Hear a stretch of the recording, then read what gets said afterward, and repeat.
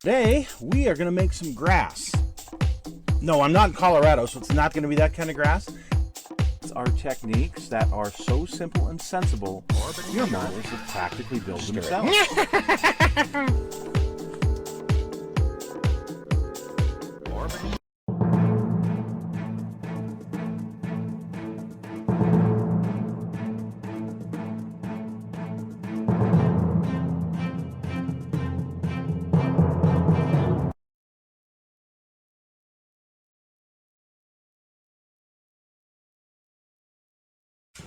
On Tuesday, June 6, 1944, Allied forces landed on the beaches of Normandy, France, in Operation Overlord during World War II.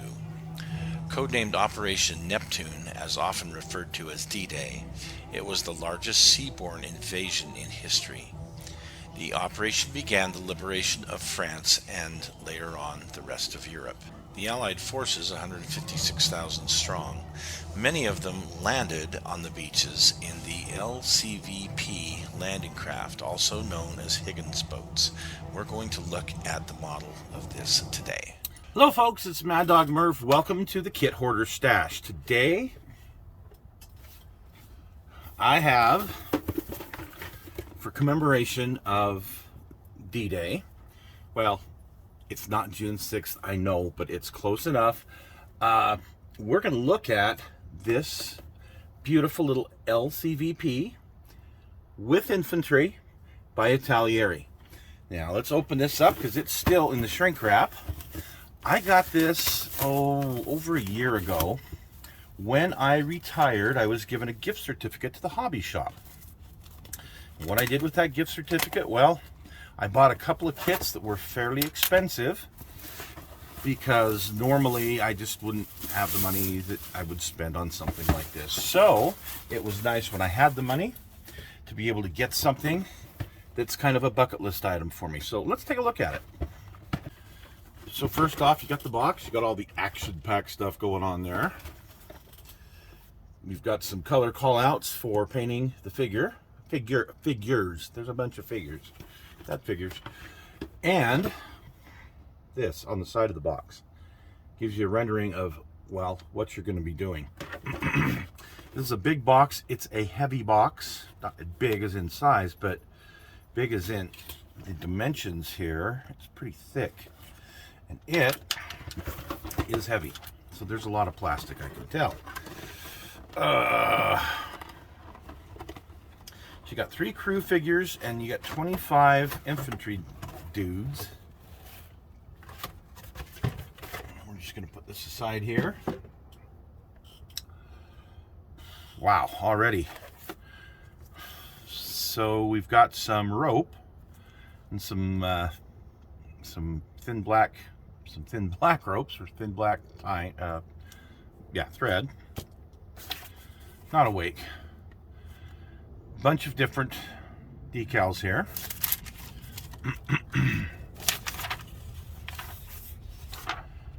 This shows your infantry sprues through, and some of the different suggested poses for them. Wow, just ended up itself. That's going to be quite the project. So this tells a little bit about it. Here's your parts call outs.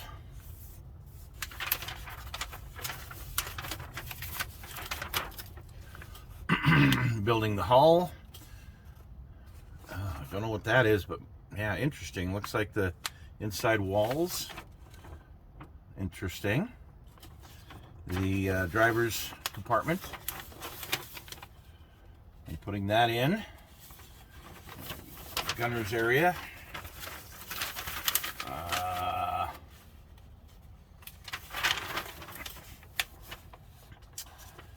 Adding some rope, some cables, and where all that goes.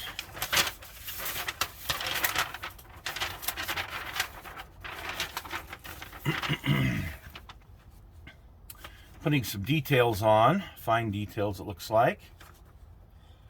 And this, it looks like you actually have to rig this. This is kind of interesting. That's pretty neat. and the bow ramp and display stand, and then your machine gun, and starting to put your crew figures together here. So it does have a crew of 3 in the boat, and then putting your markings on. So it looks like a pretty straightforward build.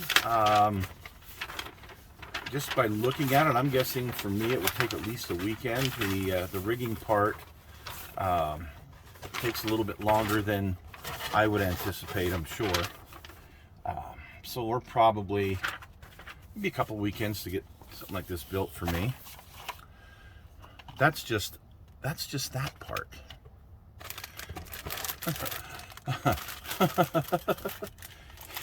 Here's the troops. Wow. I almost bought just the guys, and then I saw this as a complete set together. I thought, oh, I've got to have the complete set. So it looks like these are all the same. There's 1, 2, 3, 4, 5, 6, 7, 8, 9. No, they're not all the same. There's 9 sprues. 1, 2, 3, 4, 5 sprues that are the troops. Pieces coming out. So we'll take a look at one of those. And then there is the equipment. There's 5 of the equipment, so we'll look at those. So let's look at the equipment first. We have backpacks, packs, Garand rifles, Thompson, some knives, a BAR, flamethrower, some looks like 60 mortars, bazooka, a Cal 30 with a tripod, and a carbine, and entrenching tools. And it looks like the helmets have netting on them or something. I can't really tell what exactly, but yeah, something on the helmets there. So there's 5 of those sprues, and then there are 5 of these, which have your guys standing waiting to disembark. And they are very well molded. Wow. Yeah, there's going to be a little bit of cleanup, but I'm looking at the engraving on them is really impressive. So wow, that's going to be neat to have. If you're doing anything European, just the figures would be outstanding. So here is the hull to the boat. One piece. No flash, just looks great. You can see all the details that are molded on there. Oh, I guess we don't have to rig. Thank goodness. I'm looking at this now. Thinking we were going to have to rig those blocks. Oh no, that's going to take time. You ever built like the Constitution or the Cutty Sark, any of those? You had to rig with, the little rope. Definitely time consuming. Okay, everything's out of the bag. It's all out of the bag now, man. Okay, so there's the block that I was talking about. And you've got a crew member here, life ring here. This looks like the innards of your boat. Machine gun shield, Cal 30. The ammunition box, you've got the bullets in the can. Looks good. Oh, that looks really good. And it looks like we've got 2 of those sprues, okay? 2 of those. Here we've got the bottom of the boat.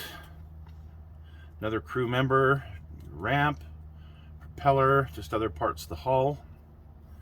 And the engraving on this is really crisp, really clean, really nice. Great job, Italeri. This is beautiful.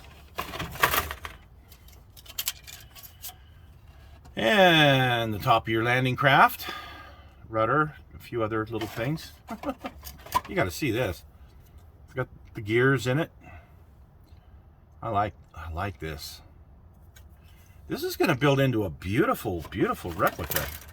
Definitely worthy of a diorama.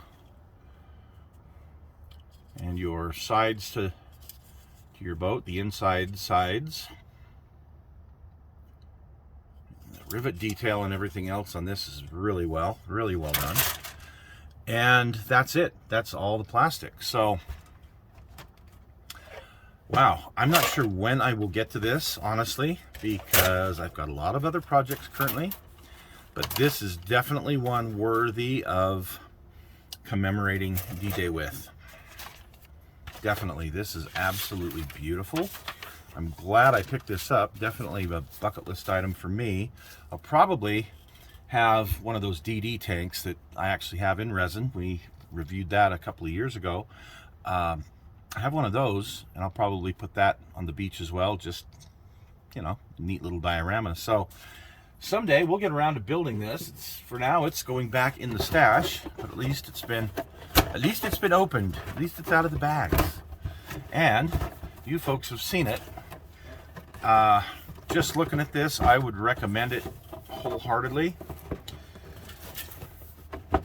Even if you're not doing a D-Day commemoration, well, I guess if anytime you're doing anything for D-Day, this would be the thing I'd say go to. Very, very nice. So thanks for joining us today. We'll catch you next week on The Stash.